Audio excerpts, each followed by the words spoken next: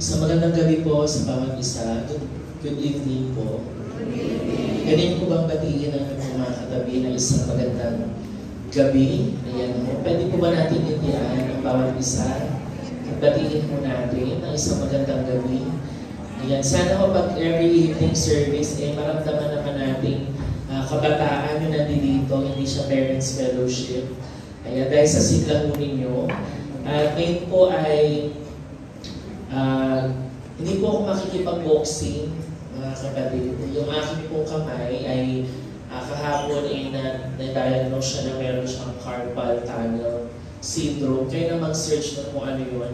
Pero sakit siya sa kamay dahil sa kaka-computer mo yan. Ayan, kaka-computer mo, kaka-cellphone. Matagal na kasi nga yung aking kamay ay isa sa mga instrumento ko ng pag-serve. So, mula din sa nag-aaral pa sa college, yun yung aking ginagamit sa design lalo. Madalas kaliwete pa ako, so talagang nagamit siya ng matindi, lalo na nakaraang week, may 4 akong report na tinapos, na sunod-sunod, non-stop yung galaw ng aking kamay, ng aking daliri. So, sobra na siyang sumakit. At hindi ko alam kung anong patutunguhan nito, pero ito yung first step na kailangan gawin. Kailangan siyang may splint sa kamay para hindi siya sobrang nangalay. So, hindi ako makipag-boxing, sabi kasi kaya minsan, para nga makipag-boxing. Yan, may susuntukin na ako mamaya, pero hindi po ngayon. Yan, ngayon pong gabi po, medyo mahirap pong gumalaw kasi nga masakit kahit pong pagpindot. Yan, pero kaya lang yan. Ngayon pong gabi po, gusto ko pong pag-aralan natin sa pagkatapos po ng ating tema ng evangelism. Dahil tayo po ngayon nasa month po ng January, ang tema po ng church ay evangelism. And I don't know kung may natututunan kayo tungkol sa evangelism, itong mga nakaraan pa na mga naunang speakers. Pero gusto ko pong mag-come up sa conclusion po na kahit paanong pagbabahagi na gawin natin, ang puso ng tao po, ang Diyos lang ang nakakaalam. At ang Diyos lang po ang may kakayahang magbago. Kaya pinamagatan ko pong aking pong sharing po na hands-off, faith on. Nangangahulugan po na ang Panginoon, kailangan natin itanggalin yung ating mga kamay. Kumbaga, minsan nakala natin, pagdating sa evangelism, tayo yung main character, tayo yung siyang gagalaw, tayo yung kikilos. Pero kung tutuusin, hindi tayo instrumento lang. Ang talagang kumikilos at gumagawa ng main thing, walang iba kundi ang Panginoon. At kailangan lang natin gawin ay sa pamamagitan ng ating panampalataya ay patuloy na mag-invest, patuloy na magtanim sa mga taong sa tingin natin pinagkatiwala sa atin ni Lord para bahagian ng salita po niya. And ngayon pong gabi, gusto ko pong basahin sa inyo natin lahat at pag-aralan po ang isang parable po sa Biblia sa Matthew chapter 13. Kung alam niyo po, ang Matthew chapter 13 po ay composed ng 7 parables. Kung kayo nagbasa ng Bible niyo or familiar kayo sa Matthew, yung Matthew 13 po ay sunod-sunod po ng mga parables. Ngayon, pag sinabi natin parable po sa Tagalog, ano ba Tagalog ng parable? Talinghaga, parabola, sabi niyo. Talinghaga. Okay? Talinghaga po, na sa madaling salita, ang Panginoong Jesus, He uses familiar stories, familiar things, to explain the unfamiliar. Ano ibig sabihin ng unfamiliar? Patungkol po sa kaharian po ng Diyos. Kasi kung atin pong babalikan po, si Matthew, nirecord niya po ang salita. Kasi po, ang buong Biblia naman po, it talks about the Lord, it talks about our Lord Jesus. But pag dumating po sa New Testament, particularly po sa Matthew, it talks about the kingdom of God. Kung ano po ba yung kaharian po ng Diyos. Kaya yung chapters 5, 6, 7, just to give you a background po, si Matthew, he recorded the words of the kings. Kaya nandoon po yung Beatitudes, nandoon po yung Sermon on the Mountain, kasi yun po yung salita ng Panginoong Jesus mismo bilang hari. At para po, for the effort po to expand the kingdom, nakita natin po pagdating ng chapter 8, chapter 9, that's the word, those are the works of Jesus, yung kung ano yung ministries na ginawa niya. Para mas mapalawig pa po ito, nagkaroon nagkaroon po ng chapter 10. Pero pagdating ng chapter 11 and 12, nagkaroon po ng paglago, ng growing po ng crisis. Pag sinabi kong crisis, meron ngayong biglang problema pagdating po sa hostility. Pag sinabi kong hostility, may division. Merong rejection na naganap. Dahil nga ang Panginoong Jesus ngayon, no matter napakaraming bagay na niyang tinuro, lalo-lalo na sa mga bayang pinili niya, sa bayang Israel, ang nangyari ho, ang mga taong pinili niya mismo ay siyang nag-reject po sa kanya. Yung hindi ho nila tinanggap ang Panginoong Jesus. Naalala niyo po ba yun? Na ang Panginoong Jesus, ang pumatay mismo sa kanya, mga taong pinili niya, mga taong dapat ay tumanggap sa kanya at kilalanin talaga siyang Diyos at Messiah. Kaya ito'y makikita natin, there's hostility, there's a growing opposition, and rejection po pagdating sa chapter 11 and 12. Ngayon, pagdating ng chapter 13, si Jesus ngayon, from the main audience, na Hudyo yung kanyang main audience, the Israelites are His main audience, nag-shift siya ngayon, na kumbaga, ang sabi ngayon ng Panginoong Jesus, this is now the time for me to reveal the gospel not only to these chosen people, but to these Gentiles. Sa lahat ngayon ng tao na mananampalataya na ang Panginoong Jesus ang tagapagligtas, na siya po ang Messiah. Now, He's going to turn away from Jewish leaders. Kasi mga Jewish leaders, and dun sa Israel mismo, hindi siya tinanggap. Pupunta siya ngayon, He is now going to speak to anyone na willing pong makinig sa kanya pong sasabihin. Nasusunod po ba natin? This is now chapter 13. At kaya yung pagsasalita niya ngayon, pwede po bang lahat ng mata sa akin? Para naman hindi sayang yung aking kamay na napakasakit. Dami kasi nakayuko eh. Wala pa namang ino-notes. Unless dinotes mo si Kuya Joseph, merong mukhang makikipag-boxing. Kung yan ang ino-notes mo or ipopost mo ko sa FB ngayon, pwede. Pero parang wala pa akong notes na ibibigay. Okay? Kaya lahat muna ng mata dito kasi medyo distracted ako sa mga nagsiselfone. Dami kasi nagsiselfone eh. So he begins to explain bakit siya ngayon magsasalita in parables. Magsasalita siya ngayon sa talinghaga sa pamamaraang indirect. Ang purpose ng parables, mga kapatid, yung talinghaga, hindi para i-confuse yung mga tao, hindi para i-condemn yung mga tao, kundi bigyang kaliwanagan kung ano ang kalagayan ng tao, yung puso nila, patungkol sa kaharian ng Panginoong Diyos. Hindi siya para ho sila ay pahirapan. Ano pinagsasabi nito? In fact, lahat ng parables, sa kanyang pag-original na salin, pag sinabing parables, to lay side by side. Kumbaga, ilatag mo side by side, at hahanap siya ngayon ng storya na pamilyar sa inyong lahat para, ito yung kahulugan niyan. Kumbaga po sa isang storya, merong climax. Diba lahat ng story may climax? May sukdulan, yung pinakapunto. For example, sa joke, ano bang hinihintay nyo sa joke? Yung punchline. Yun yung punchline, hinihintay yan sa bawat isang parable. Very common. Ngayon, pagdating dito sa chapter 18, verse 1 hanggang 23, it will talk about the parable of the sower, o yung talinghaga ng manghahasik. Sino dito first time napakinggan to? For sure, kung kayo nag-Sunday school, isa sa mga common parables na tinuturo sa atin ito. Babasahin po natin yung verse 18 to 23, yan yung buod o explanation ng mismong parable. Pero basahin muna natin yung content ng parable sa English. Mamaya naman, yung paliwanag, English at Tagalog. Babasahin natin sa English po muna. 1, 2, 3, go. That same day, Jesus went out of the house and sat by the lake. Such large crowds gathered around him that he got into a boat and sat in it, while all the other people stood on the shore. Wait lang kayo guys ha. Gusto ko mag-stop tayo dito kasi hindi ko na ito babalikan mamaya. Pag tinignan nyo yung verse 1, ito po yung hudyat na ngayon ng Panginoong Jesus that He is now transitioning. Sabi mo ng mga mangaral, that same day, kasi yung chapter 12 po, yung pakaganapan sa chapter 12, isang buong araw na naganap yun. Pagdating na yung chapter 13, that same day, Jesus, umalis siya sa bahay niya sa Capernaum at pumunta ngayon dun sa lake. Yung lake po ngayon, or Sea of Galilee, yan po yung Sea of Galilee or Lake of Galilee, kung ano man tawag nyo dyan, yan po yun. Yung lawak po niya ay 7.5 kilometers ang lawak. Imagine nyo po yun.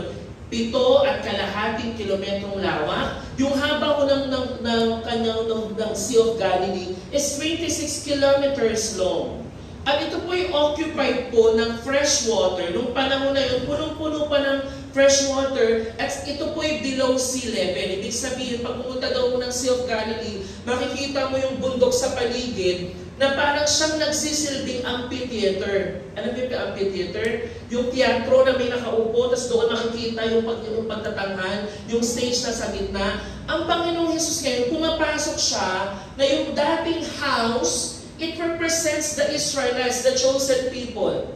Na nung tumalikod siya doon, pumunta na nga siya ngayon sa mas malawak niyang audience na nung panahon na yon, iba kasi yung sistema. Yung tagapagturo ang nakaupo. Kaya nga si Jesus, ang pulpito niya, yung bangka niya. Tapos yung mga tao makikinig around Him, listening to Him. At kung sasabihin niya ngayon, e-explain niya dito sa mga taong alam niyang makikinig. Okay? Ibig sabihin po, yung konteksto nitong chapter 13 na to, hindi na ito para sa mga taong nagre-reject sa Kanya. So sabi dito, such large crowds gathered around Him that He got into a boat and sat in it. Doon siya umupo at doon niya po siya nagturo.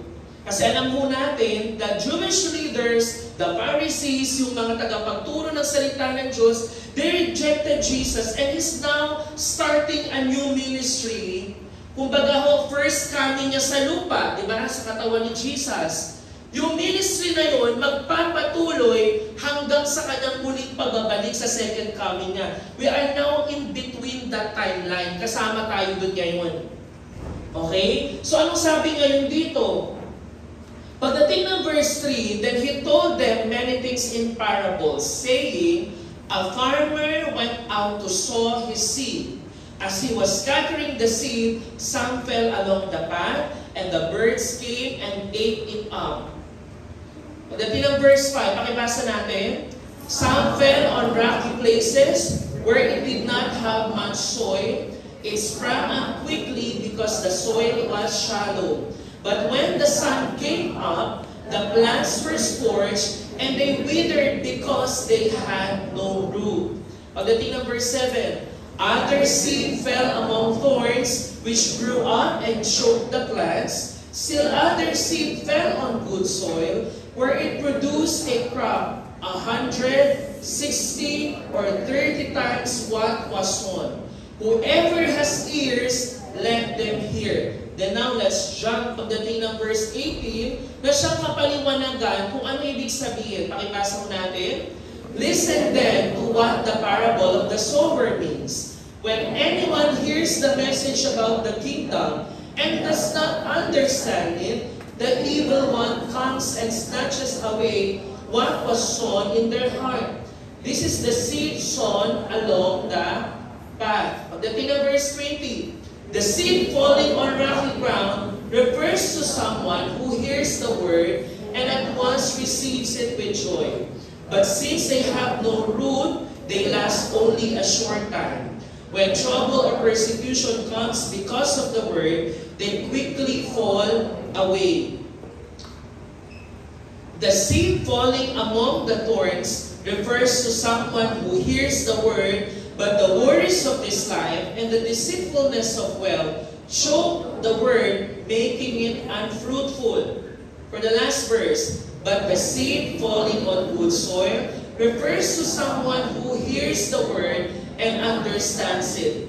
This is the one who produces a crop yielding 100, 60, or 30 times what was sown. Tingnan mo natin sa Tagalog ko. 1, 2, 3, go!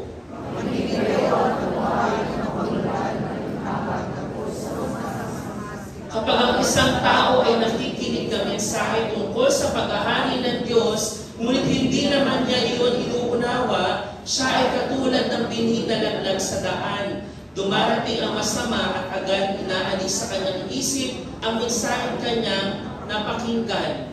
Ang katulad naman ng binhing nalaglag sa mabatong lupa ay ang taong nakikinig ng mensahe na kaagad at masayang tumatanggap nito. Ngunit hindi tumitimo ang mensahe sa kanyang puso. Sandali lamang itong nananatili at pagdating ng mga kapigatian at pagsubok dahil sa mensahe, agad siyang tumatalikod sa kanyang pananampalataya. Ang binhi namang nahulog sa may matitinik na halamanan ay ang mga taong nakikinig ng mensahe, ngunit dahil sa pagkabilis at balisak sa maraming mga bagay at pagkahumaling sa kayamanan, nawawala ng puwang sa kanilang puso ang mensahe at hindi ito nagkakaroon ng bunga.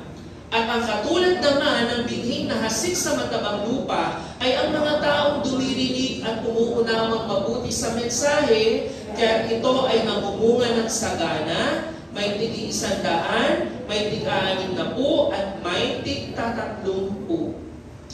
Tayo po manalangin. Aming Ama, maraming salamat, Panginoon, sa gabi mong ibinigay mo sa amin.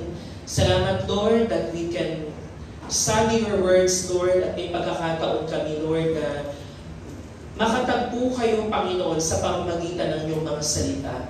We pray, Lord, na ang puso ng bawat isa ay maging isang matabang lupa, na tunay po tatanggap ng iyong mga salita, at tunay po ito, Panginoon, ay magkakaroon ng kapangyarihan sa amin, at tuluyang magkakaroon ng bunga sa aming buong buhay, Panginoon.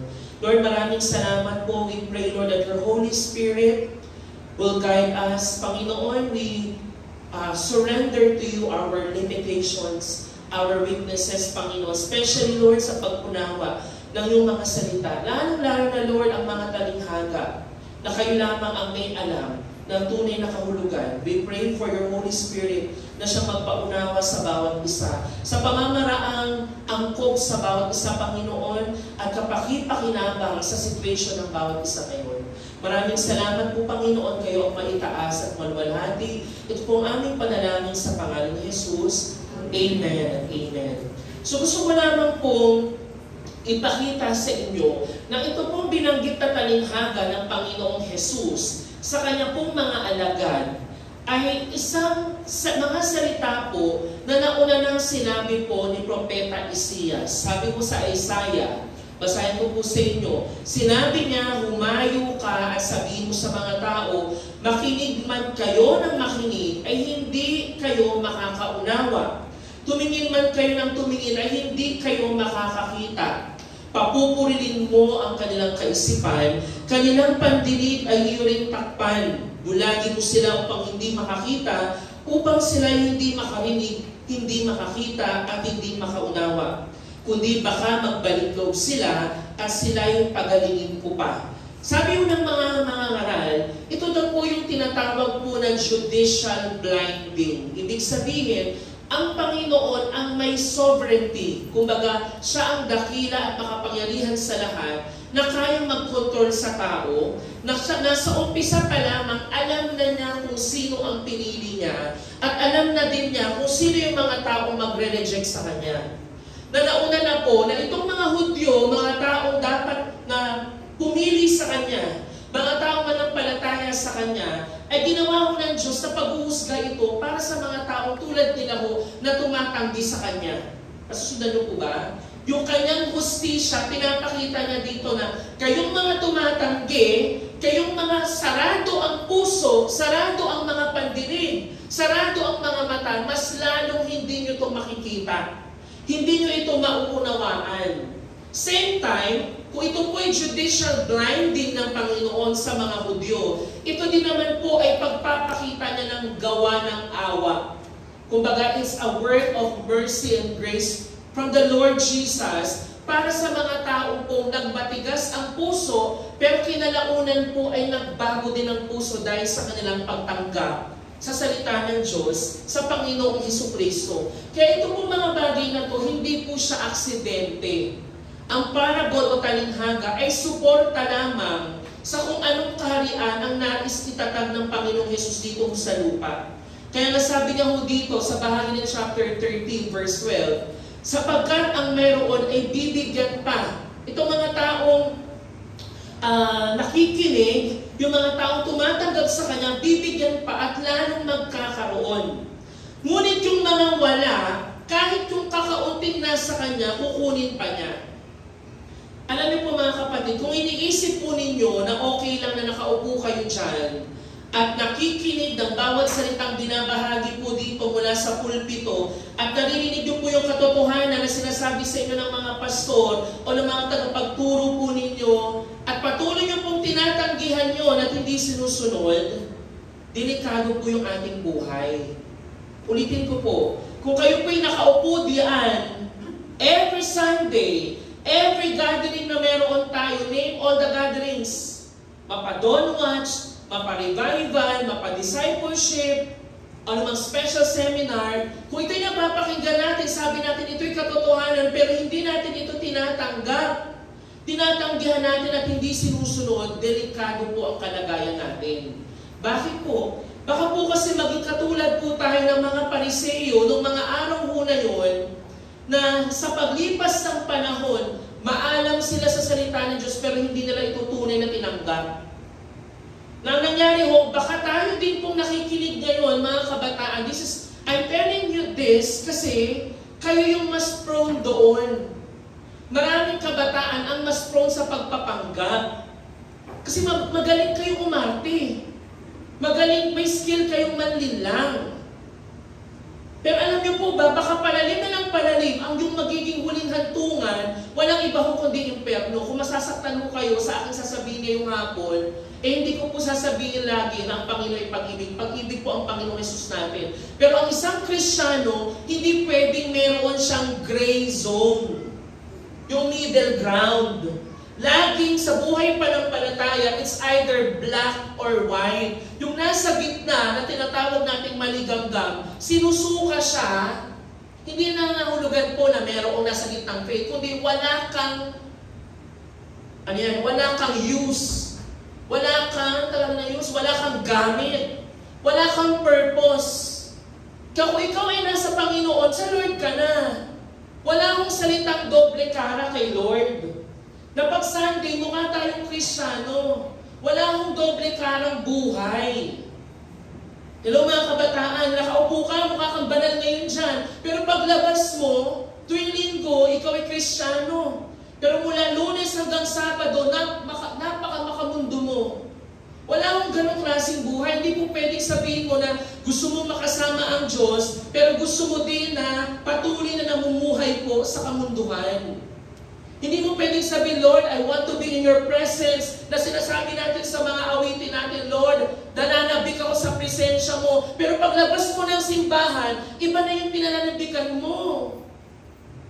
Kaya nga po sabi na isang napakinggan kong preacher kaninang umaga, sabi mo niya, iba po kasi yung nananalangin ka na, Lord, gusto kong maranasan ang presensya mo. Kumpara dun sa tao na nanalangin, Lord, gusto ko pong laging manahan sa presensya mo. Iba mo yung nararanasan lang. Di ba? Magaling kayo pag mga revival eh.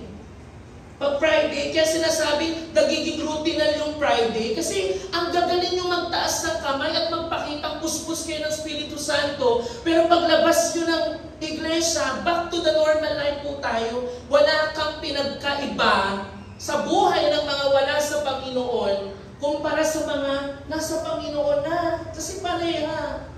Gusto mo makapiling si Lord, pero paglabas mo, iba yung gusto mo makapiling. Sinasabi mo, Lord, gusto ko maging tagasunod ako ni Kristo, pero sa totoo lang, hindi mo sinusunod. Sarili mo pa rin yung sinusunod mo, yung dati mo pa rin buhay at yung daloy ng mundo pa rin. Hindi mo rin pwedeng sabihin po na ikaw ay disipulo ni Kristo Jesus, pero patuloy ka sa iyong pagpapasasa sa laman. Pagpapasasa sa kasalanan, o anumang klaseng mga bagay na nagpapasakit sa puso ng Panginoon. Hindi po pwedeng sabihin na ikaw ay Kristiyano na hindi naman nakikita si Kristo sa buhay po natin. Hello mga kabataan. Hindi pwede, Christian-Christianan tayo. Pero pagdating sa buhay natin, totoong buhay sa labas, hindi ka makakitaan ng pagiging Christian. Sa totoo lang po kamakailan lang, may mga pinatigil ako sa ministry. Bakit? Sabi ko, huwag kayong magaling sa ministry, pero lagi kayong absent sa school. Pero lagi kayong tamad, hindi kayong kumikilos. Alam mo yun, ang gagaling natin sa ministry. Pero pagdating sa bahay, hindi ka na uutusan. Problematic ka. Lagi kang late sa school. Hindi ka pumapasok. Hindi ka lang... Alam mo yun, paano ka nagtuturo? Anong klaseng ministeryo? Si Jesus, yung nagpakita ng ministeryo, buhay niya yung pinakita niya. Hindi siya nagturo ng bagay na hindi niya paninindigan. Kaya sabi ko, huwag kayong mag-ministry, nagre-raise up lang tayo ng mayayabang na tao.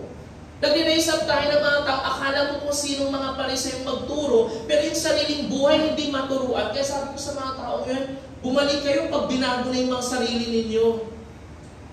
Kasi pinaka nagmamatter po, yung puso natin. Kung ang health ng heart natin, yung nakikita nyo dyan, hindi man po ako doktor, pero nag-aaral naman ako ng life science. Sa pag-aralan naman natin yan, na ang ating pong puso, makikita mo yung healthy at saka unhealthy.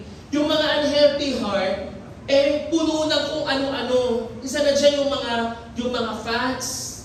Diba? Pag mahilig tayo sa mga kinakain natin, lagi tayo sisig, lagi tayo nagmamami, parang ako lang everyday, halos ganun yung kinakain ko, baka magkaroon tayo ng fatty heart. Kasi po, ang puso natin, gaano ba kahalaga ang puso sa katawan ng tao?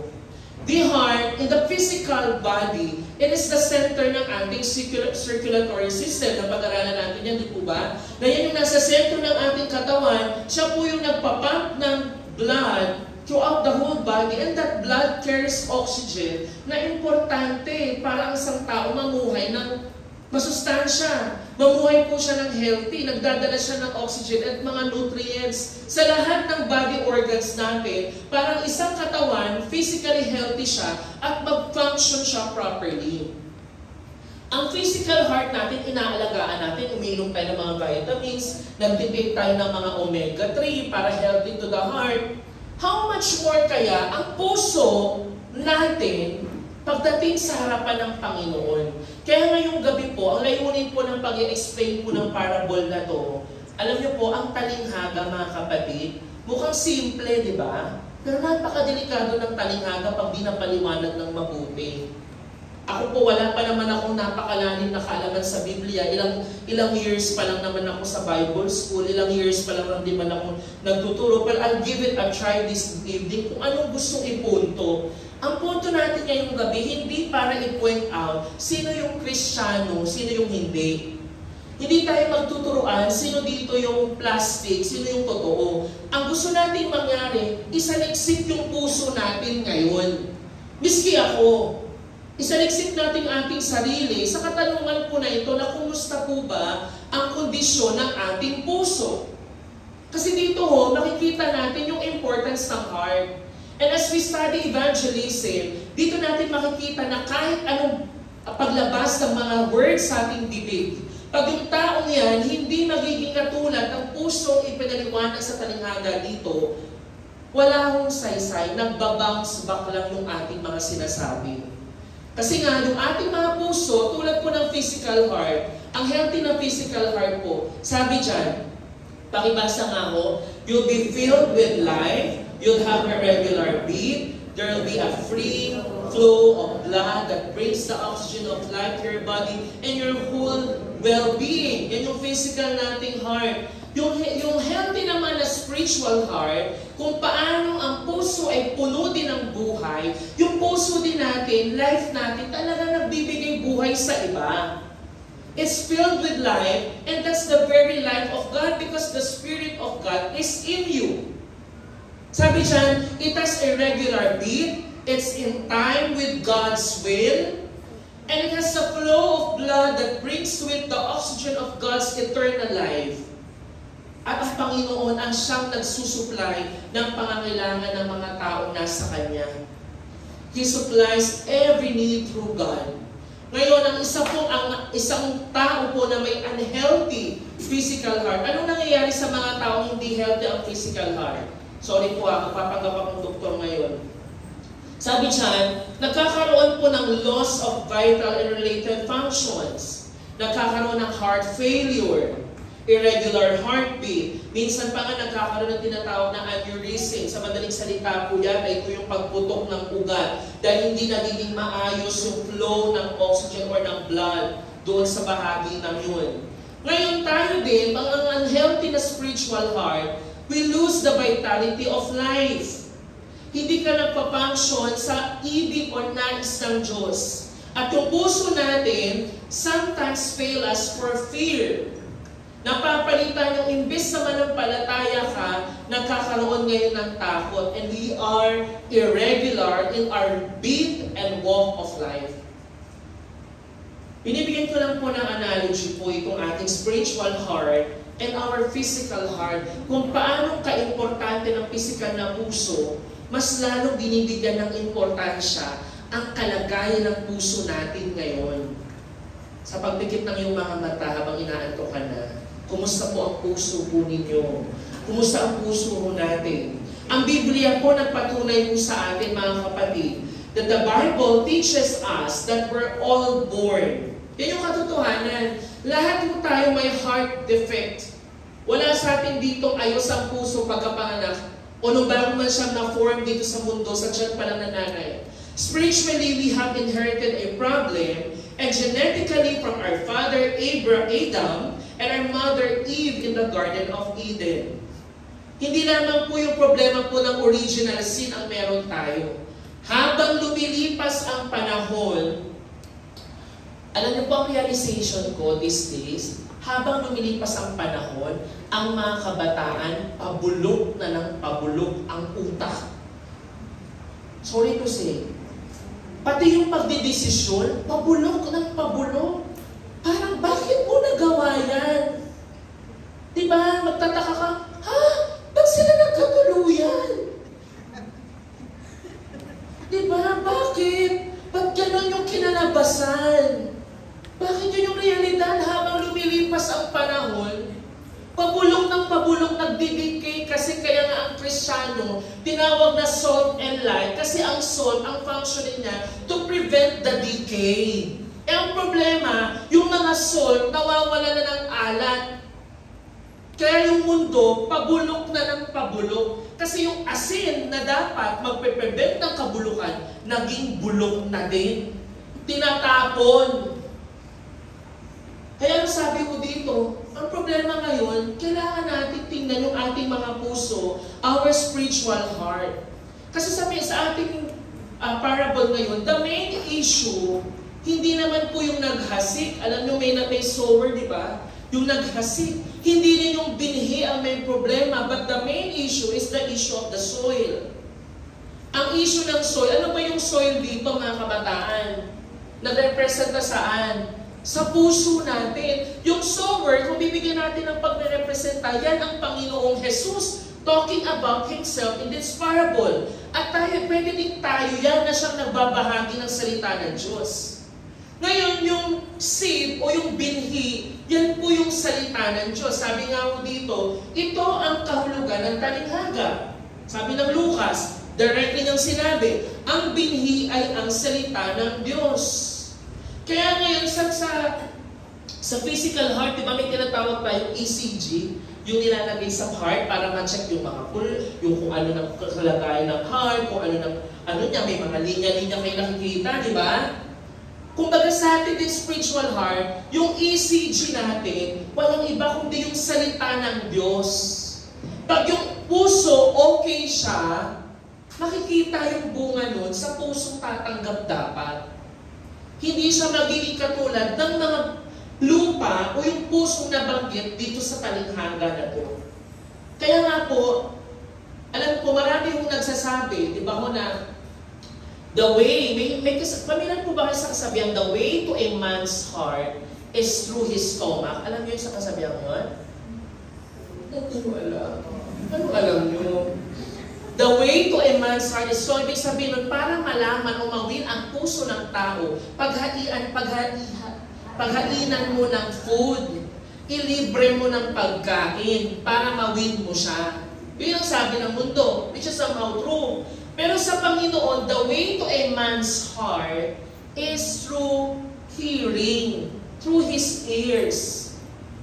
Ano ibig sabihin? Binibigyan ng pagpapahalaga ng Panginoon yung pakikinig. Kaya nga sabi yung sa Romans, ang pakikinig, anong sabi ho? Kaya't ang panampalataya ay bunga ng pakikinig.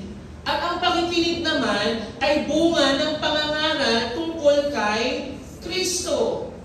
Kaya ganun po tayo magpahalaga na pag mayroong nagtuturo, makikinig ka. Kasi si Jesus give importance sa mga taong nakikinig at hindi lang pinakikinggan, uunawain. The problem of the early Christians, ating mga Kristiyanong nagbulo, yung mga Pariseo at mga Jewish leaders, ang problema sa kanila guys, hindi sa wala silang pangunawa. Hindi sila bubo eh. Matalino sila. May mga background sila sa theology ng Old Testament. Ang problema sa kanila, ayaw nilang unawain at ayaw nilang itong tanggapin. Tulad ng ilan marahil sa inyo ngayon. May mga taong uunawain niya, tatanggapin. Mayroon namang taong pakikinggan niya lang, magbabounce yan sa utak niya. Hindi niya yung tatanggapin. Kaya ang nais ng Panginoon sa atin ay magkaroon tayo ng panibagong puso. Kaya sabi dyan, when anyone hears the message about the kingdom and does not understand it, the evil one, anong sabi mo, comes and snatches away. Yun po yung sabi, what was sown in their heart. Yung heart yung napaka-importante. Kasi yung tao dito, sa unang parte, mamaya titignan natin, kinukuha agad ng kaaway. Isa dito yung mga tao hindi mo talaga naligtas. Mga tao hindi talaga naihanda. Kaya nga po, very important magkaroon tayo ng panibagong puso. Ngayon, sabi mo dito, ng Matthew 13 verse 9, makinig ang may pandinig. Sino dito po may pandinig? Sino dito kailangan ng... Paano yan? Hindi tayo marunong. Kailangan mong makinig. Wala sa atin ditong deaf, di ba? Lahat tayo nakakapakinig. Kung makikinig ka, kung meron kang pandinig, makinig ka ngayon. At tingnan yung ating mga sarili. Kasi ho, sabi din ho dito, di ba mapapansin natin, yung, hindi na napapasok tayo yung natin sa parable natin ha, di ba yung sower, panahon ho nila, hindi naman yan tulad natin ngayon na parang magtanim, ay hindi, no, hindi ganon. Panahon nila, ginaganyan lang. Diba? Sakit yun na. Ginaganon lang, kinahagis. Ibig sabihin nun, pagpapakita na ang salita ng Diyos o ang gospel, available to all. Wala siyang sinabi, ay, ganda yung lupa, dito tayo. Hindi, kaya ang sabi, nagkaroon ng 4 na klase ng lupa kasi yung naghahasit, sinaboy niya lang. Naghasik lang talaga siya. At kung saan ito pumasok o tumama, saan ito naglanding, doon na nagkakaroon ng issue. Kaya nga sabi mo dito, napapatunayan natin na ang Panginoon ay Diyos na walang tinatangi. Sabi dyan, ngayon ko lubusang naunawaan na walang itinatangi ang Diyos. Nalulugod siya sa sino mang may takot sa Kanya at gumagawa ng matuwid kahit taga saan mang bansa. Kaya huwag kayong maano minsan pag kinukumpara kayo sa ibang lahi. Wala yan sa lahi-lahi. Wala yan, Korean. Diba? Minsan nakakaano, lahat Korean na ano sa inyo. Lahat naman, wala mo yun eh. Korean, Amerikano, sino pa? Chinese? Panalo pa rin ang Pilipino. Diba? Medyo nga lang talaga dito tayo nagkakaroon ng problema. Kung talaga bang tayo, pag nakatanggap po ng salita ng Diyos, anong nagiging response natin? Ngayon sabi ko ng 2 Peter, ang Panginoon na hindi nagpapabaya sa kanyang pangako gaya ng inaakala ng ilan. Alam po natin na ang Panginoon, kung titignan natin yung very heart of the Lord, may mga taong pinili ang Diyos. Yun po yung katotohanan. May mga taong hindi mo talaga. That's also the reality. Kasi sabi nga ng pinag-aaral sa Ephesians, for so long, bago pa magsimula ang mundo ito, He predestined people who were chosen. Pero ang puso ng Panginoon, sabi dyan, sa halip na bibigay siya ng pagkakataon sa lahat. Bakit daw? Sapagkat hindi niya nais na may mapahamak, kundi ang lahat ay makapagsisi at tumalikod sa kasalanan. Ngayon, tinanong natin yung sabi ng mga alagad na sa verse. Lumapit ang mga alagad at tinanong si Jesus, bakit po kayo gumagamit ng paninghagas sa kanila? Sumagot siya, ipinagkaloob sa inyo ang karapatang maunawaan ang hiwaga tungkol sa kanilang langit, ngunit hindi ito ipinagkaloob sa kanila. Ibig sabihin po yung pagkaunawa mo patungkol dito sa Panginoong Jesus, sa kanyang kaligtasan sa mankind, na hindi na lamang ito para sa mga pinili, kundi sa mga tao mananampalataya sa Kanya, ito po ay grasya ng Panginoon. Nandiyan pa kayo mga kabataan? Ito yung pagpapakita na, Lord, this is your grace to us. Kaya nga po, sabi mo dito, idinugtong pa niya, yan ang dahilan ko, sinabi ko sa inyo, na walang makakalapit sa akin, malibang ito'y luubin ng Ama. We can see here that it's all in control ng Panginoong Diyos. At ang siyang kumikilos po ang Espiritu Santo. Sabi dyan, ang Diyos lamang sa pamamagitan ng Espiritu Santo ang kayang magbungkal at magsaayos ng puso. Kaya po minsan, di ba, nakafrustrate tayo? Lord, ba't ganito yung puso ng aking kaibigan? Lord, bakit yung aming mga kabataan ganito? Lord, bakit yung aking kabata sa Sunday School? Ang tigas-tigas ng ulo. Pero ang realidad ko kasi, ang Diyos lamang sa pamamagitan ng Espiritu Santo ang kayang magbungkal at magsaayos sa puso. Tingnan natin yung pinakaunang puso. Let's dive into our scripture. Sabi mo dito, meron pong binhi na nahulog. Saan daw? Una, nandiyan na, doon sa daanan. Doon po sa tigang o matigas na lupa. So sabi mo dito, when anyone hears the message about the kingdom and does not understand it, ano ginagawa? The evil one comes and snatches away what was sown in their heart.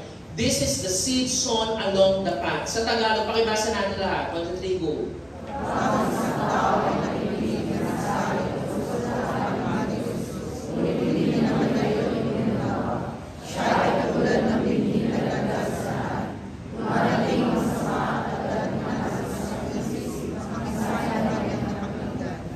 Ito po yung mga tao po na masasabi mo natin, pero na, katulad ho ng mga na-encounter ni Jesus, napakinggan naman nila, pero agad-agad nawala po sa kanila.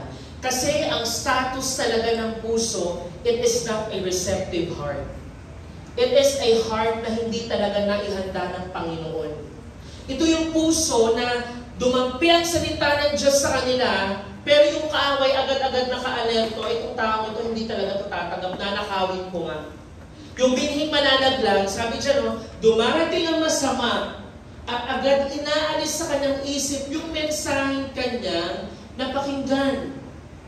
Ano sabi mo ng Roma? So mga taong ito po, para sa mga taong ito po na mayroong tigang o matigas ang puso, talagang sa umpisa pa lamang, tumatanggi na po sila kay Jesus.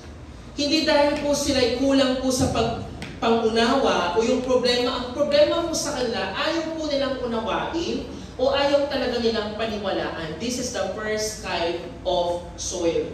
The first type of heart ay yung puso po na wala talagang pagkatakot sa Diyos. Nasusunod po ba natin? I believe, wala naman siguro sa atin dito ganito. Hopefully, wala ho dito yung napakinggan, pero wala talaga, yung parang hindi talaga ito ligtas. Eh, mahirap mang man-judge. Pero sabi ko nga po, sa pag-uumpisa pa lamang, ikaw at ikaw lamang at ang Panginoon ang nakakaalam ng status ng heart po natin.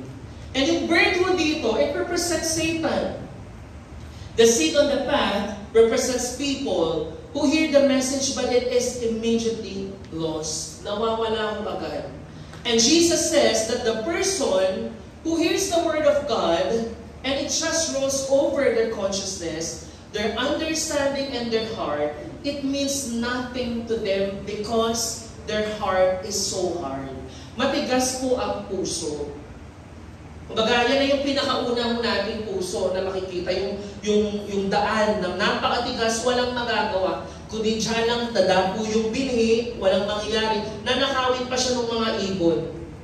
Kasi yung puso ngayon, sa umpisa pa lamang, hindi na ko handang tumanggap ng salita ng Diyos. Hindi na ko kayang tanggapin ng Panginoong Jesus. Ngayon, pangalawang lupa.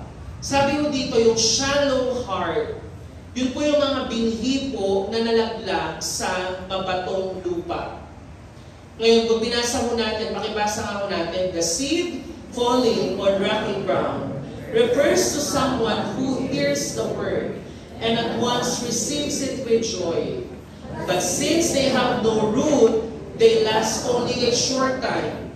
When trouble or persecution comes because of the word, they quickly fall away. Sa Tagalog po, 1, 2, 3, go.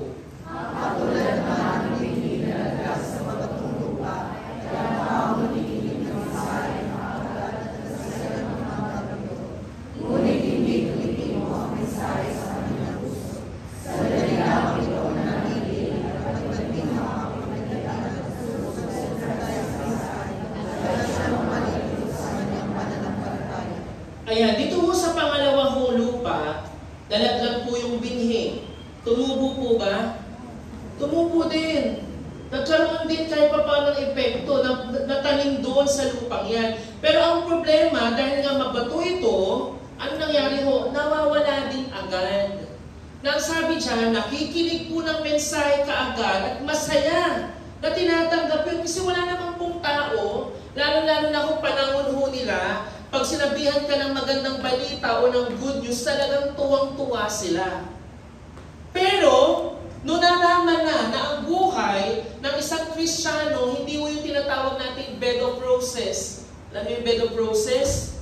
Nakakala natin, ang buhay natin ay napakaganda lang, everything is smooth.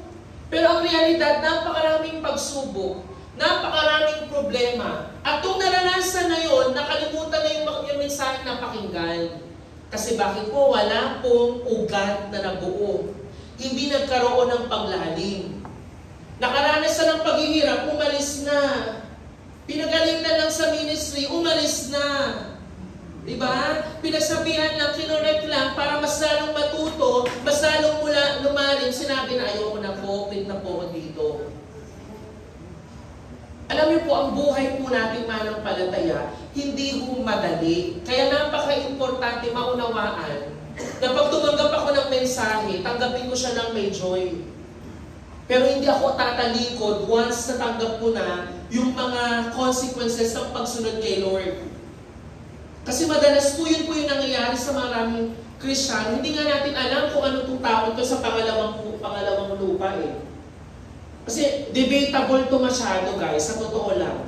Itong pangalawa at saka yung pangatlong nasa gitna, debatable kung ito ba'y Kristiyano o hindi. Pero sabi ko nga sa inyo, ang punto natin dito hindi mag-point out sino yung Christian or not. Ang punto ay mag-check ng sariling puso. And ito yung nagiging realidad sa atin. Mabilis tayong tumanggap ng magandang mensahe. Halimbawa, nakapakinig ka sa YouTube o dito sa church, meron kang speaker na inaabangan. Tuwang-tuwa ka, napakinggan mo, ang ganda ng turo kanina. Pero pagdating mo doon sa application na, humarap ka na sa problema, nakalimutan mo na paano susolusyonan. Nakalimutan mo na paano mo tatayuan yung salita ng Diyos na natanggap mo nung pinakinggan mo yun.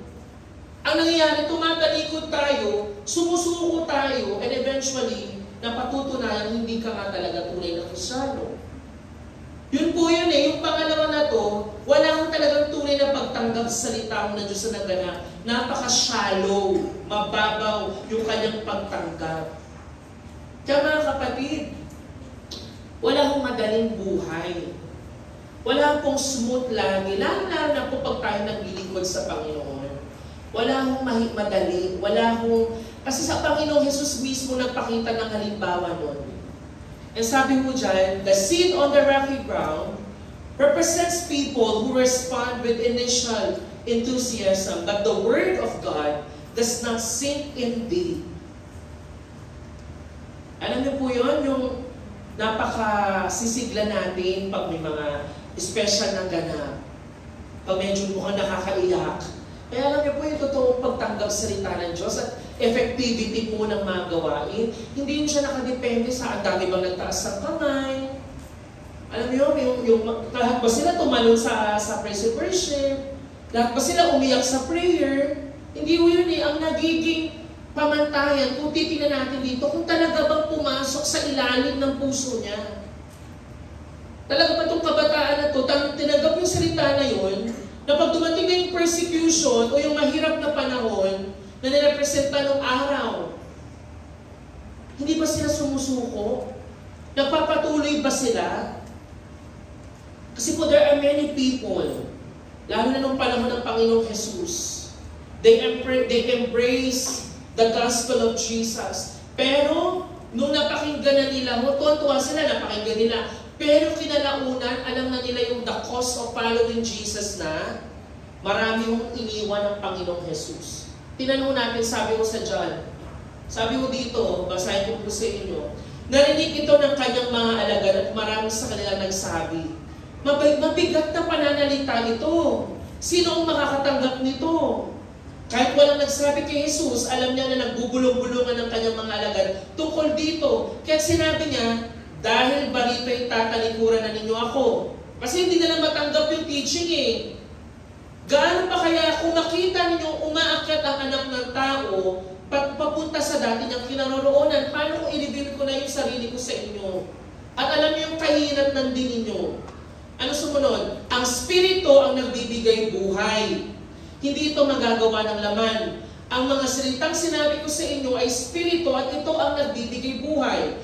Ngunit may ilan sa inyong hindi sumasampalataya. Alam ni Jesus, alam na ni Jesus, buhat pa noong una, kung sino-sino, tingnan niyo po ito, kung sino-sino ang hindi mananalig sa Kanya, at kung sino ang magkakalulog sa Kanya.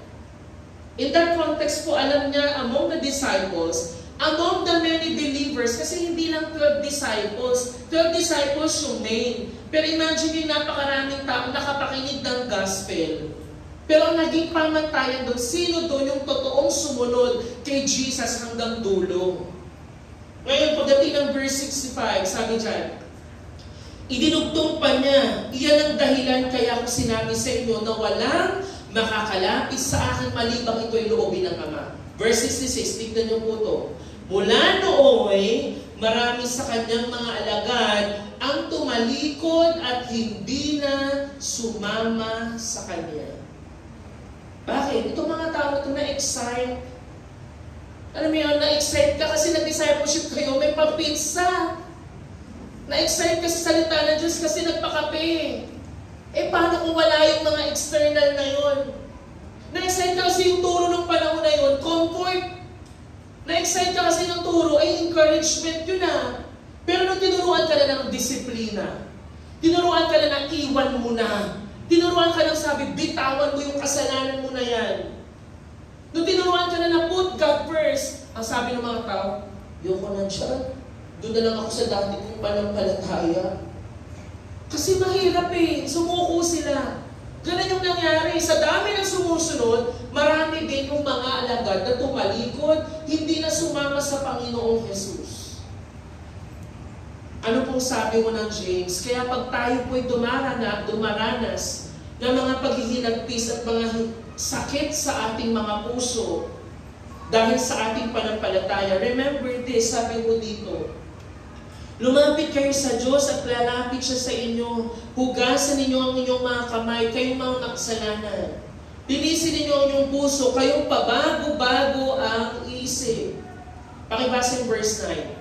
Maghinagbis kayo, umiyak at tumangis, palitan ninyo ng pagluha ang inyong tawanan, at ng kalungkutan ng iyong kagalakan. Magpakumbaba kayo sa harapan ng Panginoon at itataas niya kayo.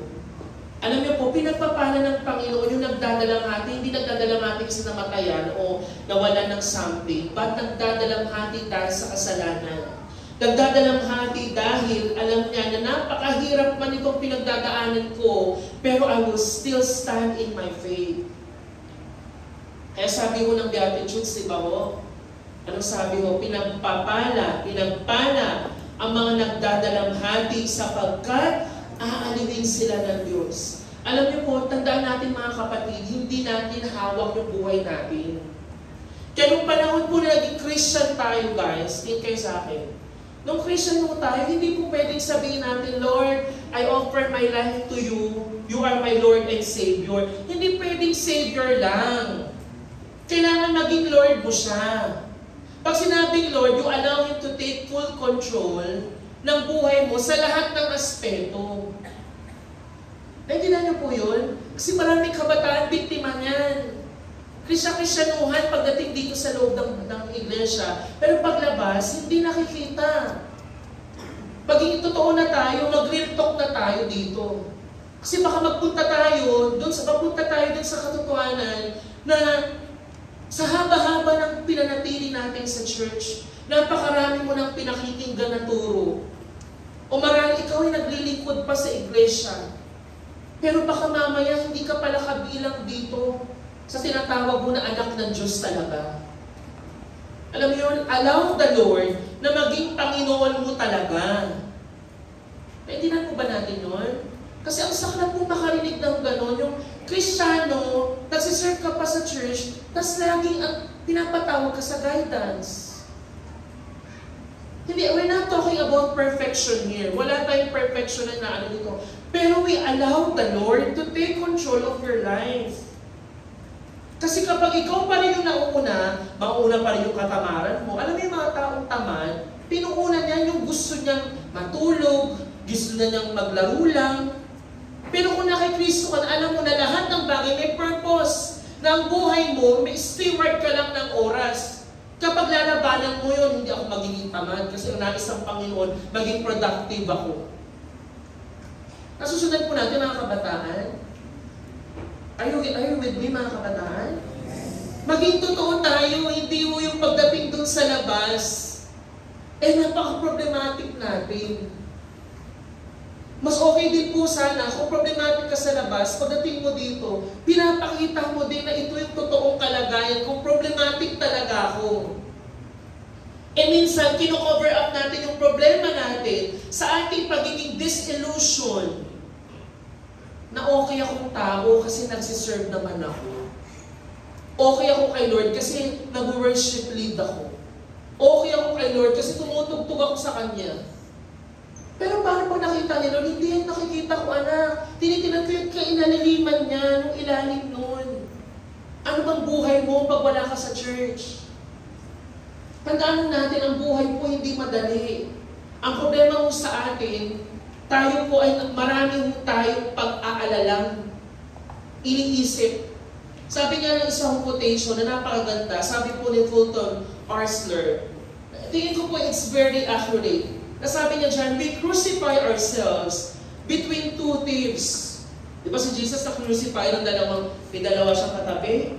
Sabi niya, dalawang thieves nag-crucify sa atin. Una, regret for yesterday and the fear of tomorrow. Alam mo yun yung marami sa atin, nangihinayang ka sa kahapon.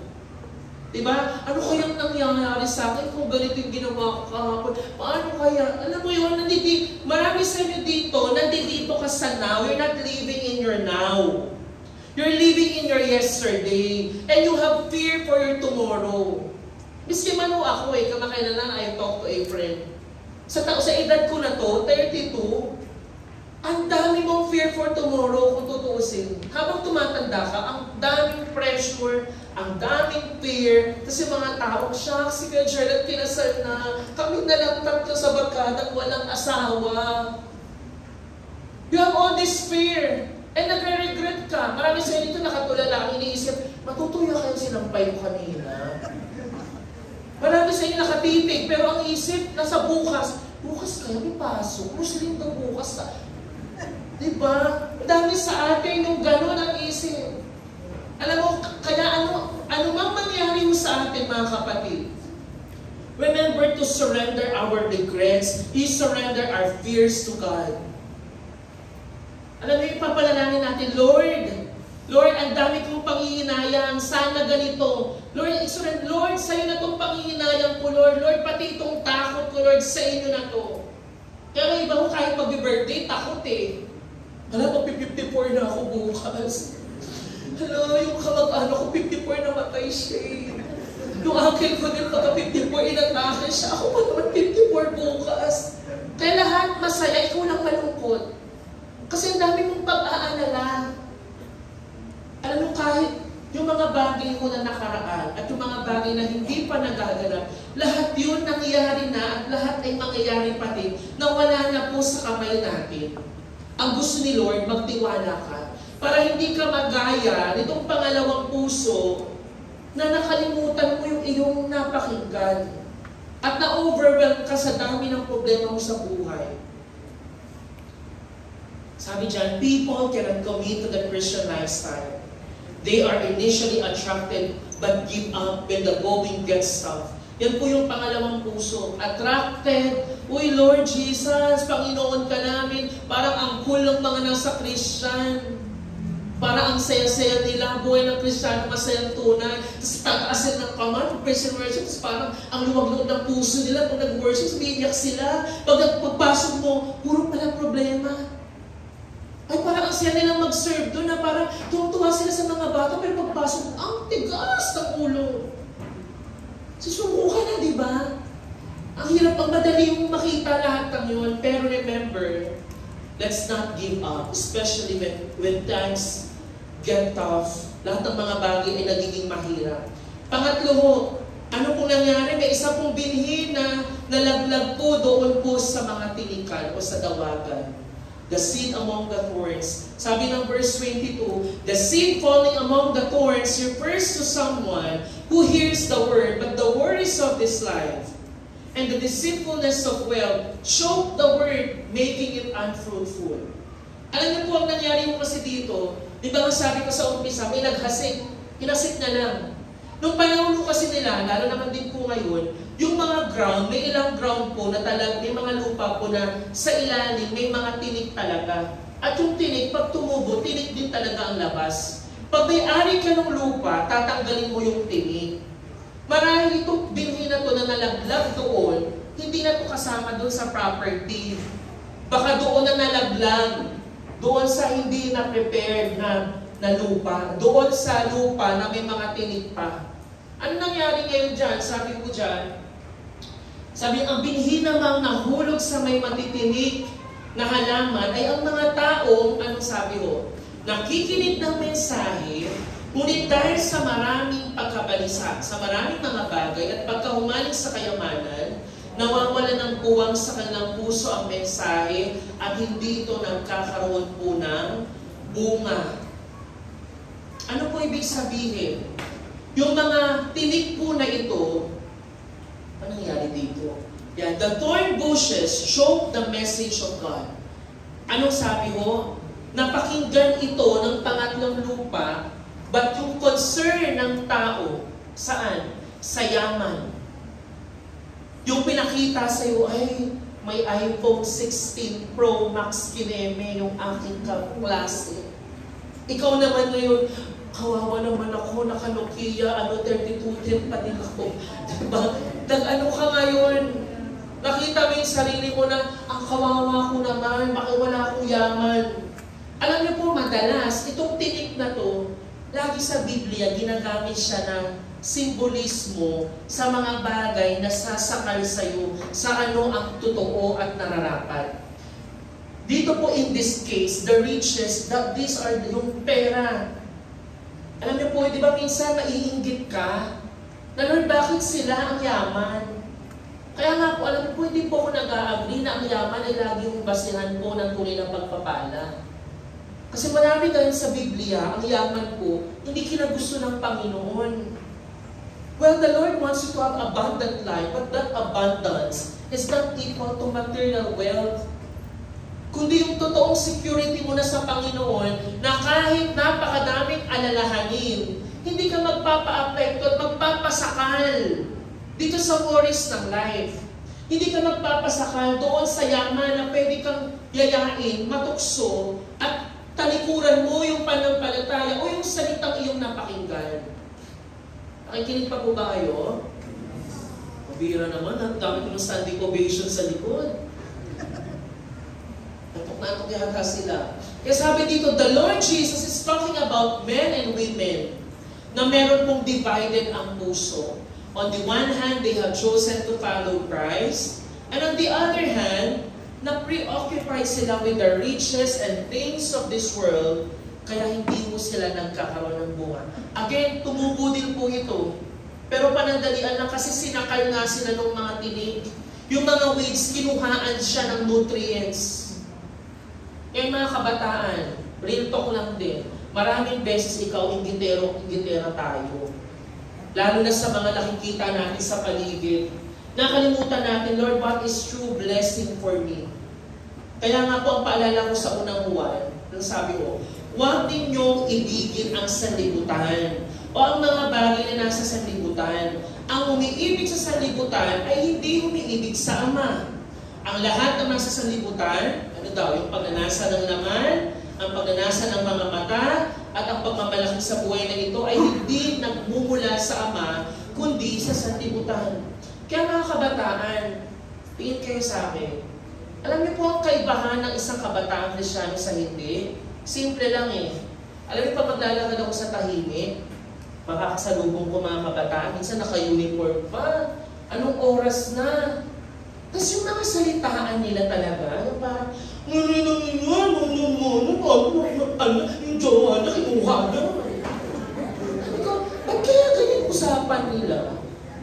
Sabi nila sa, Tol, ano dyan, wala nga single dyan, mga ganyan. Sabi ko, ganyan kasi yung kasiyahan pa nila eh.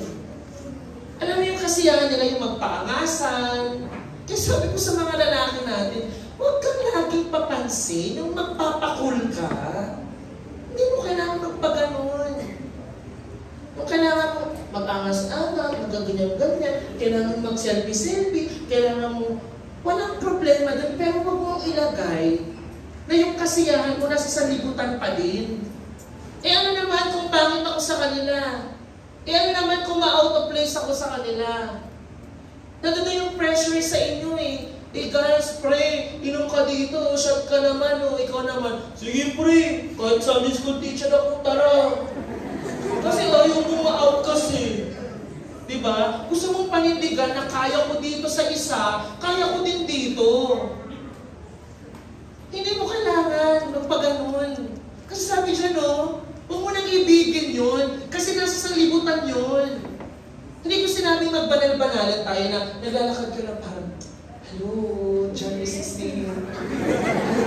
Hindi. Kundi yung salita, maririnig mo kasi, puro putseko, puto-putsin tayo maririnig mo sa kabataan talaga. Kahit sa rekto, sa tahimik, saan ka pumunta? Laman ng bibig nila yung puto-putsinta. Sabi ko, pwede bang gawin nating batas na itigil ng pagmumura? Let's not normalize pagmumura to be cool. Alam mo yun, sa tondo yan yung larawan ng bata, kabataan eh, yung parang, ang ganda-ganda ng babae. Sabi ko kay Rex, ang ganda pa naman ng babae, pero nung dumaan, tapos yung lakad pa, yung gumaganyan-ganyan lakad, tapos ang iiksi ng mga short. Gabing-gabi, sabi ko gabing-gabi, nakalipin. So, magkaklab ka ba eh? Kasi walang kaso kung nasa BGC ka, magkaklab ka. Alas 12, kasama mo yung tatlong Inday, si Neneng B. Eh, nagkaroon kayo. Tapos ang mga puntuhan ninyo, kung ano-ano tungkol sa jowa, hindi walang OKOA-han ha. Lakad kayo, tahimik kayo maglakad. Kasi pagpunta sa bahay ng ate Ken eh. Sa tahimik ka lang maglakad, ang dami. Baka nga sa parola lang. Diba? Ang punto ko, huwag ka nang tumulad sa kanila. Sa gabi, kabataan, gabi talaga kami buhay eh. Eh, paano naman yung disiplina mo sa tulog? Paano yung disiplina mo sa the Lord gives you that discipline of being a son of the Father in heaven. Pero ikaw, isa ka sa mga tambay na mukhang adik. Alam mo yun, tambay ka lang, tambay sa ganito. Bakit wala kang gagawin? Wala kang productivity sa buhay? Tambay ako kay ganyan, tambay ako kay ganito. Pagkatambay, doon na po yung jowa. Eh kasi, binigyan ako kape nung tumambay ako sa kanila. Alam mo yun? Diyan na bubuo yun, yung tambay-tambay. Tambay kay ganito, tapos biglang, ay, abot ang baso. Kaya ang tanong ko sa inyo, itong tatlo na to, ganun ba kayo ngayong gabi? Wala akong karapatang magsabi, ikaw yung number 1, number 2, number 3. Ano yung mga tatlong ulit yun? Hindi natin. May isa kong binhi na laglag po doon sa matigas, sa hard. Meron po doon siya shallow sa batuhan. May pangatlo po doon sa tinikan. Na-crowded ang kanyang pag-iisip dahil sa maraming pressure sa yaman, sa mga inaalok na sa libutan. Pero ito po yung pang-last. Yung tinatawag nating matabang lupa o yung puso po na tumatanggap. Sabi mo dyan, sa Tagalog na lang, sabi, at ang katulad naman ng binhing na hasik sa matabang lupa ay yung mga taong dumirinig at umuunawang mabuti sa mensahe. Dito tayo magkakaroon ng pagkakaiba-iba.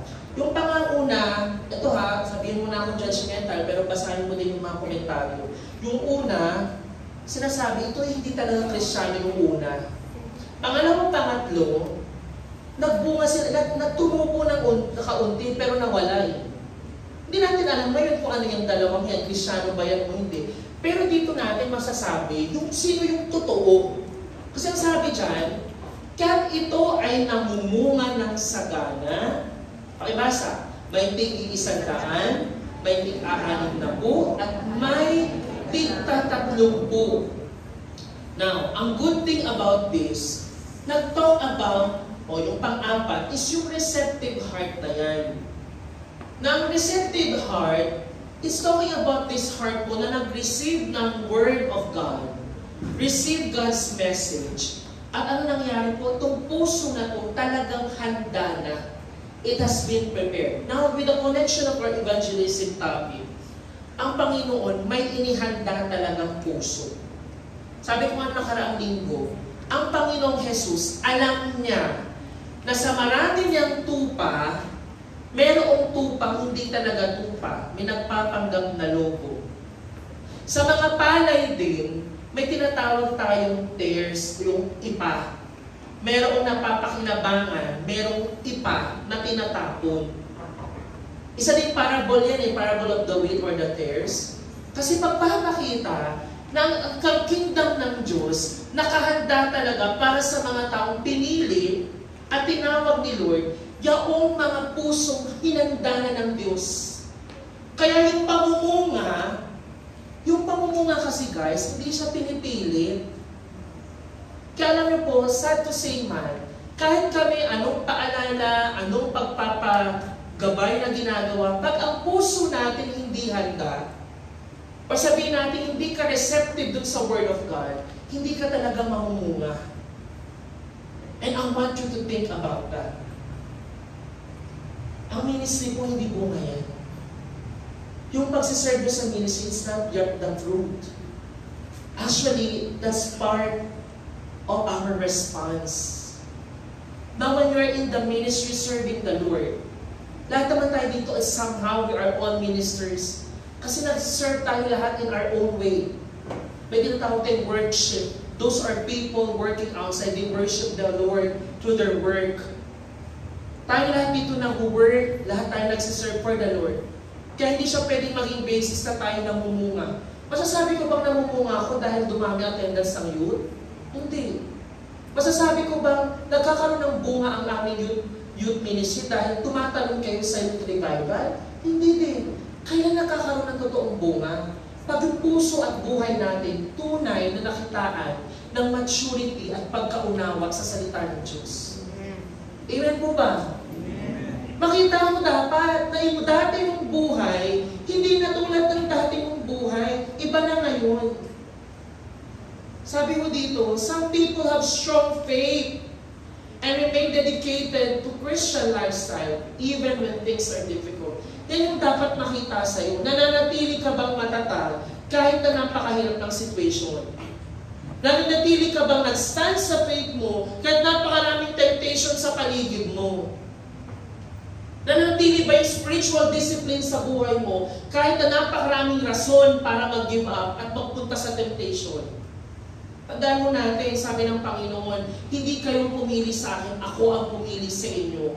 Ang nais ng Panginoon, hiniram ko kayo upang kayo'y humayo at magbunga at manatili ang inyong bunga. Now, think about this. Paano yung bunga, Lord? Paano tayo kung di tayo namumunga? Yun yung tanong sa atin. Paano kung di ka namumunga? Remember this, ang bunga hindi pinipilit. Pero alam mo, ang puno, ang halaman, namumunga siya kasi alam niyang may araw na nagsusustain ng sunlight na needed for the growth ng plants. Meron ding ulan na binibigay, dinidilig ng Diyos sa halaman para magkaroon ng bunga. Meron bang puno na nagsabi, magbunga ka, magbunga ka. Sabi gano'n? Hindi, by season it bears fruit. Ang kailangan niya lang, nandoon siya nakaugat, doon sa ugat sa lupang maganda, and provided na ito'y nalalagyan ng nutrients. At the end of the day, trees bear fruit because the Lord's sustenance is upon them. Ang Panginoon kasama nila. Ganon din po tayo, makakapagkaroon lang tayo ng bunga kung ikaw ay mananatili sa Panginoon. Sabihin mo nga, manatili sa Kanya. Pag sinabing manatili, you allow Him. Kaya sabi sa awit, mananatili sa iyong lilim. Kasi you are under the shade of the Lord. Nagre-rely ka sa Kanya. Hindi sa sarili mo na kasi wala kang magagawa. Kaya ang panuntunan at yung kanyang programa, ang tanong is, does it bear fruit? Yun yung tanong ngayon, namumunga ba? At kung bibigyan ko kayo, sorry for the time po na mag-extend ako ng a little bit. Sabi mo dito, ano ba yung mga bunga na yan? May spiritual growth tayo. Una, may inner transformation. Sabi mo nga, inner transformation. Huwag mong idaan sa panlabas. Yung ugali kasi lumalabas yan eh. Doon ako nagpa-frustrate sa maraming kabataan, yung ugali, bastos. Pinapakita ko, okay, pero yung ugali, bastos. Lumalabas yan sa response, lumalabas yan sa reaction. Pero when the Lord transforms your heart, handaan mo to, wala ka nang ipaglalaban sa sarili mo. Wala ka nang ipagmamalaki pa. Because the Lord transformed you. Yung fruit ng Holy Spirit nasa iyo, name them, love, joy, peace, patience, kindness, goodness, faithfulness, self-control. Lahat yun, ang life mo transformed by God's Word. At natural na mag-exhibit yung mga qualities na yun sa atin. Paano pa na natin makita kung may bunga tayo? Good works. Diba? Una yung internal transformation, sumunod, may good works, may external action ka na ngayon. Tulad ng panawagan ng Panginoon, let your light shine before others. So that, ang sabi doon, they may see your good deeds. Makita nila yung action mo. Ang tanong, anong klaseng action ang nakikita ng tao sa paligid, sa buhay mo?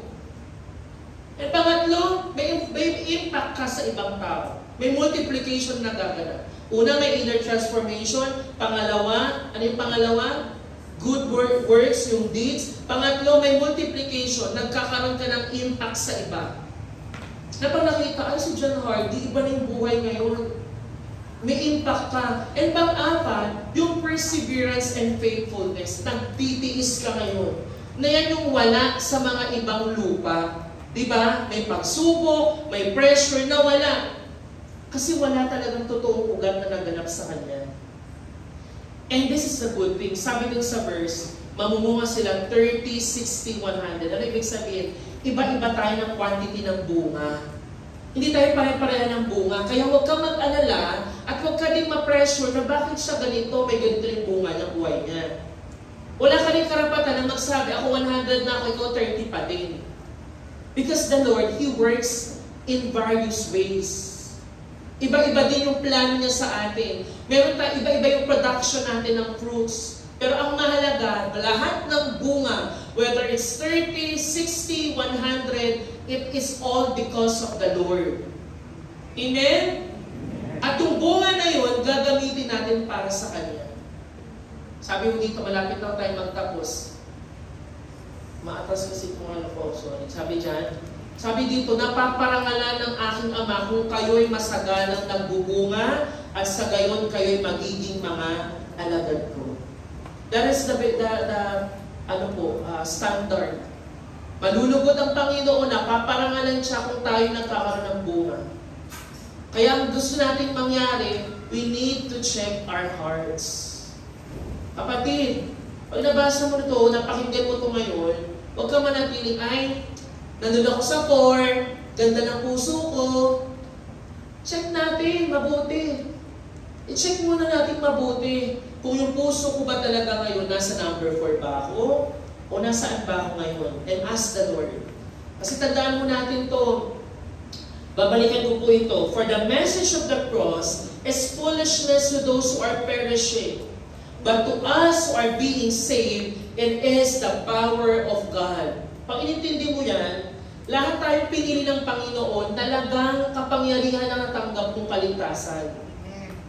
Amen po ba mga kabataan? Amen. Eh pag inisip mo, yung pagmamahal ni Lord, hindi siya masukat. Mahal na mahal ka ni Lord, kahit maraming beses, hindi mo siya mahal. And yan ay foolishness. Alam niyo po yun, yung hindi nag-make sense. Kasi po it is not wise to tell people na sila po'y naligtas sa pamamagitan ng isang taong namatay sa krus, sa pamamagitan pa ng execution sa Roma. Ang Panginoon, yan po yung relentless love of the Lord Jesus to us. Alam niyo po yun, hindi mo maintindihan. Di ba marami tayong mga bagay na hindi maintindihan?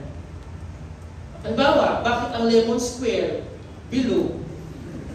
Ba't ang brownies, black naman talaga? Bakit ang bench walang tindang upuan? Bakit ang bench ako walang tindang pen? Di ba ang daming bagay na hindi nag-make sense? Pero pag literal, hindi literal eh. Ba't ang Panginoon mamahalin ka?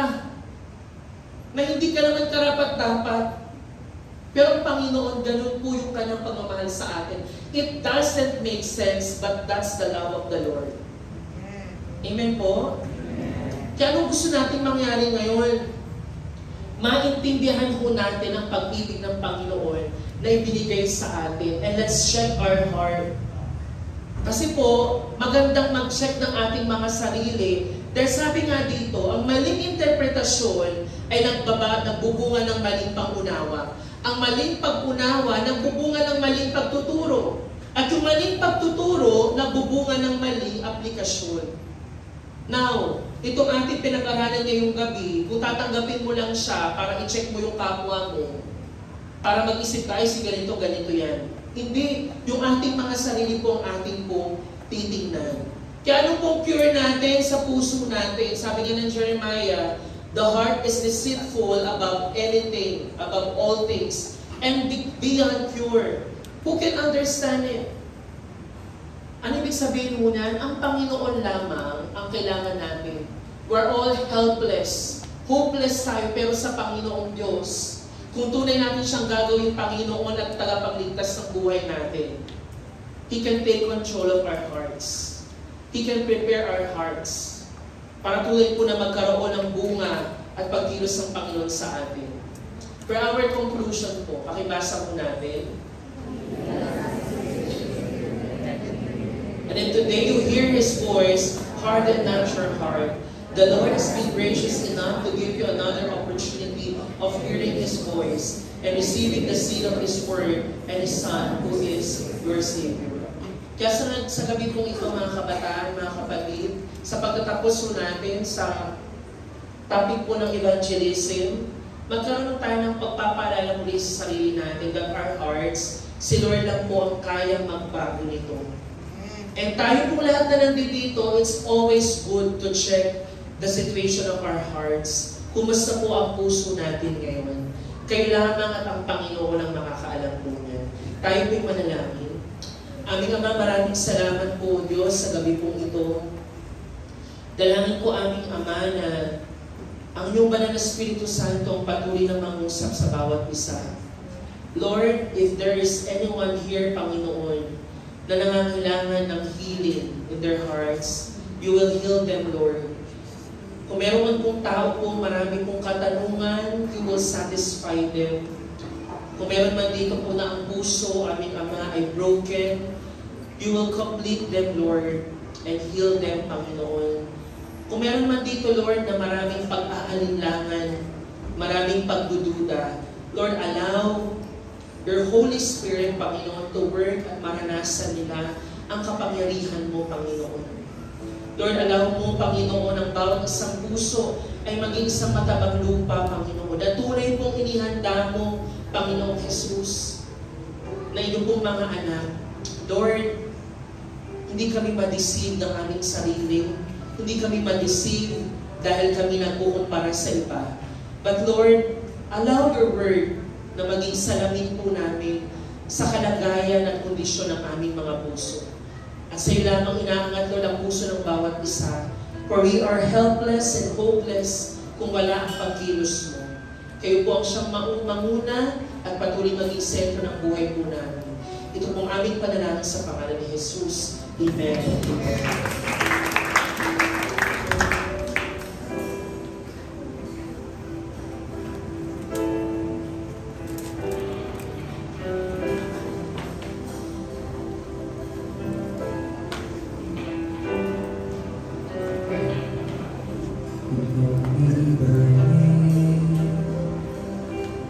You call me, you call me. For all of my days, I'll go where you will go. Though I walk through the valley, I am safe.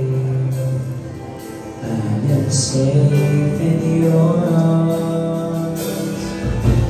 In the